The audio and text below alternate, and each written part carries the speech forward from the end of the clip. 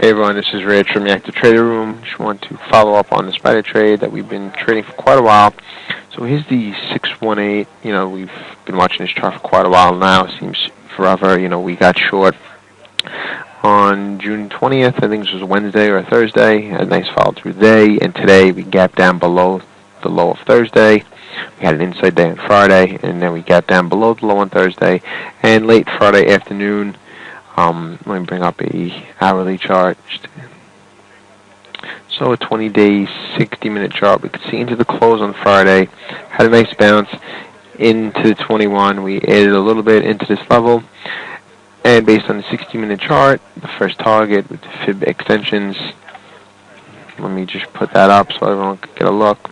First target was the 618, and we achieved that pretty quickly. So currently we're flat spiders for the swing trade. I think now the 21 on the 60-minute is in control. You could see the targets is the 100% is around 130 even, and then the 1618 is 127.63, which also lines up with the lows from around June 4th. So I think we could see down to 1618, and hopefully we have a bounce either in the form of a gap up or intraday bounce.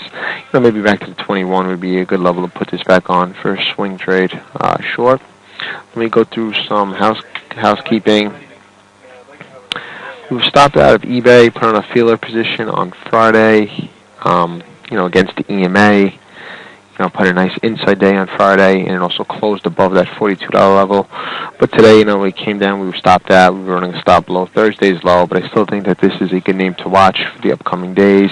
Probably just needs a little more time. I'd want to see it set up once again above that 42 level. So let me just bring up a 60-minute chart. You could see a little bull flag could be forming. Probably needs a little more time in here, a little descending wedge. Let me draw these lines so you can see pretty clearly. So I think, once you see maybe a breakaway from this bull flag above 42 on some volume, I think this would be a good name to revisit in the future. The other long is TJX. Let me bring up that one. They're basically the same setup. Put on a feeler, above 40. It was level 43 was the level. So, I wish we would have followed through to the upside today, but with the gap down, it's pretty difficult. But now we're holding above that level. Let me draw my line so you can see that pretty clearly. So here's the breakout level. So now I think, we will run a stop below Thursday's low. I think what you want to see is if we could take out a prior day's high, maybe break out this little bull flag that's forming, and also get back above the 43 level with some volume. That's TJX. And the shorts is LVS.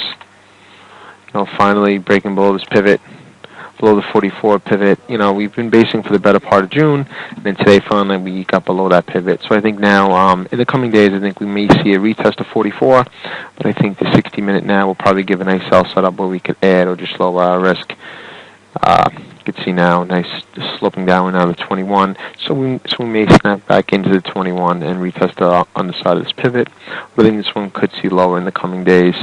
After all, we did base for the better part of the month, so we could see a little more out of this one. And the last trade on is TOL Brothers.